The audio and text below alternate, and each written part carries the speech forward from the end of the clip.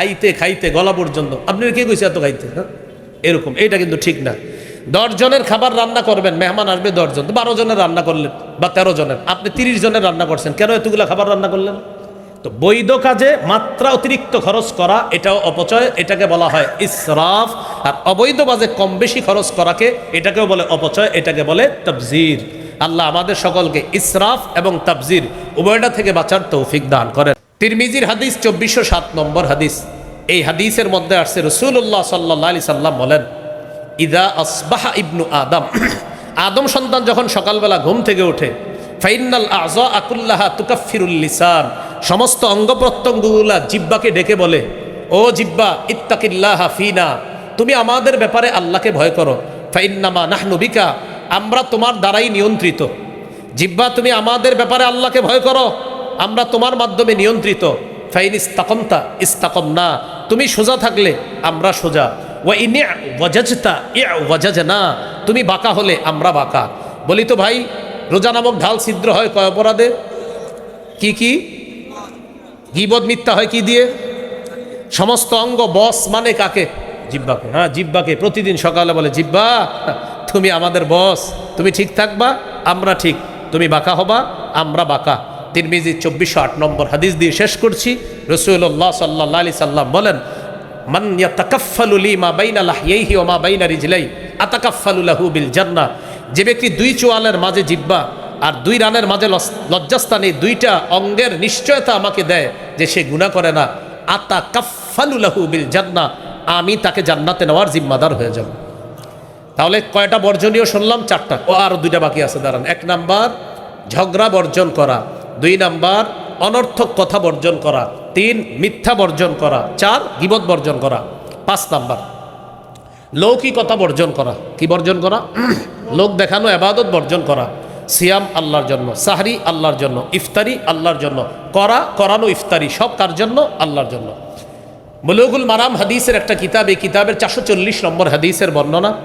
রাসূলুল্লাহ সাল্লাল্লাহু আলাইহি সাল্লাম বলেন, ইন্না আখওয়াফা মা আখাফু আলাইকুম আশ-শিরকুল আসগর আর-রিয়া, তোমাদের ব্যাপারে আমি সবচেয়ে আশঙ্কা করি ছোট শিরিকের। সেই ছোট শিরিক হলো লোক দেখানো ইবাদত করা। আল্লাহ আমাদেরকে লোক দেখানো ইবাদত করা থেকে হেফাজত করেন। হাদিসের একটা কিতাব আছে সহিহ ইবনে খুজাইমা, এই কিতাবের 2 নম্বর খণ্ড 140 নম্বর পৃষ্ঠা। রাসূলুল্লাহ সাল্লাল্লাহু আলাইহি ওয়াসাল্লাম বলেন, শোনো তোমরা, ইয়াকুম আশ-শিরকাস সারাইর, তোমরা গোপন শিরিক থেকে বাঁচো। সাহাবীরা বললেন, হুজুর গোপন শিরিক কি? দেখেন নবী কি বলে। নবীজি বললেন, ইয়াকুমুর রাজুল ফায়ুসাল্লি, কোন ব্যক্তি নামাজে দাঁড়ায়, ফায়ুযায়্যিনু সালাতাহু জাহিদান লিমা ইয়ারা মিন নাজরিন নাসি ইলাই, নামাজ সুন্দর করে এই নিয়তে মানুষ যেন তার নামাজ দেখে বলে, বাবা কত সুন্দর নামাজ। হ্যাঁ, নবীজি বলেন, যাকা শিরকুস সারাইর, এটা গোপন শিরিক। এক ব্যক্তি নামাজে দাঁড়াইছে, রুকু সুন্দর মতো করে, সেজদা সুন্দর মতো করে, এই নিয়তে মানুষ আমার রুকু সেজদা দেখে বলবে, বাবা কি অসাধারণভাবে নামাজ পড়ে, কত সুন্দর রুকু, কত সুন্দর সেজদা। তাহলে তার নিয়ত মানুষকে দেখানো, এটা হলো গোপন শিরিক। এক সাহাবী প্রশ্ন করলেন, হুজুর কেউ যদি আল্লাহকে খুশি করার জন্য রুকু সেজদা সুন্দর করে, আর যদি মানুষ প্রশংসা করে? বুখারীর 757 নম্বর হাদিসে আছে, রুকু করতে হবে ধীরস্থিরভাবে, সেজদা করতে হবে ধীরস্থিরভাবে। তো কেউ যদি রুকু সেজদা সুন্দরভাবে করে, কার জন্য? আল্লাহর জন্য। মানুষ যদি প্রশংসা করে, মাশাআল্লাহ তার রুকু সুন্দর, সেজদা সুন্দর, হুজুর এটাও কি রিয়া হবে? লোক দেখানো ইবাদত হবে? নবীজি বললেন, না, এটা লোক দেখানো ইবাদত হবে না। তিলকা আজিলু বুশরাল মুমিন, সহিহ মুসলিমের ইবারত, এটা মুমিনের জন্য দুনিয়াতে নগদ সুসংবাদ। তাহলে কোনো ব্যক্তি যদি আল্লাহকে খুশি করার জন্য ইবাদত সুন্দর করে মানুষ যদি প্রশংসা করে, এটা আল্লাহর পক্ষ থেকে বান্দার জন্য দুনিয়াতে নগদ সুসংবাদ। এ হলো 5 নাম্বার বর্জনীয়, লৌকিকতা বর্জন করা। 6 নাম্বার বর্জনীয়, অপচয় করব না।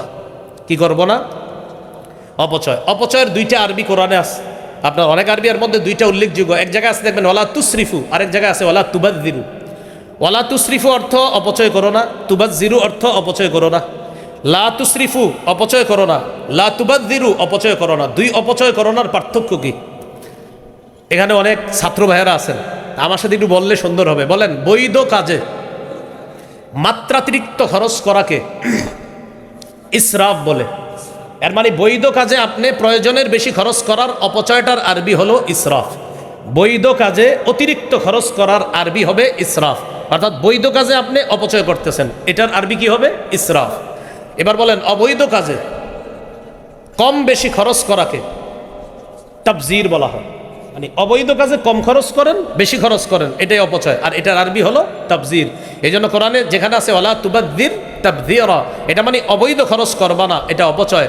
আর দেখবেন কোরআনে আছে কুলু খাও, অশরাবু পান করো, ওয়ালা তুসরিফু, তো খাওয়া তো ভালো জিনিস, পান করা ভালো জিনিস, আল্লাহ বলছে ওয়ালা তুসরিফু, অতিরিক্ত খাও না। মানে আর আমাদের রোজাদারের রমজান মাসে রোজাদাররা দলিল দেয় আল্লাহ নাকি বলছে বেশি খাইতে বেশি পান করতে রমজানে, আল্লাহ জানি কথা কই পাইছে, তখন সাথে সাথে বলে আল্লাহ নাকি বলছে কুলু অশরাবু, খালি খাওয়ার পান করো।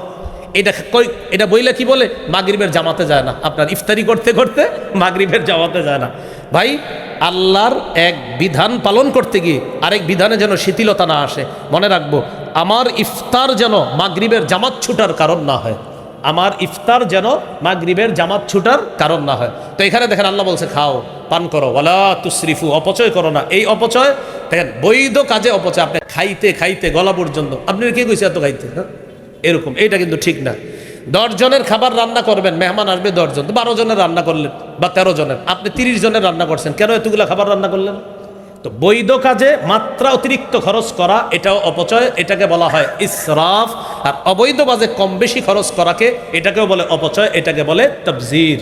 আল্লাহ আমাদের সকলকে ইসরাফ এবং তাবজির উভয়টা থেকে বাঁচার তৌফিক দান করেন। তাহলে 6 নম্বর বর্জনীয় অপচয় অপব্যয় থেকে আমরা বেঁচে থাকবো। আল্লাহ আমাদের সকলকে 18টা মৌলিক করণীয় বললাম, ওলামা হজরত খতিব সাহেবগণ মসজিদের মিম্বরে নিঃসন্দেহে আরও বেশি বলবে, আর 6টা বর্জনীয় বললাম। এই 24টি কথা আমরা মনে রাখবো, আল্লাহ তৌফিক দান করেন।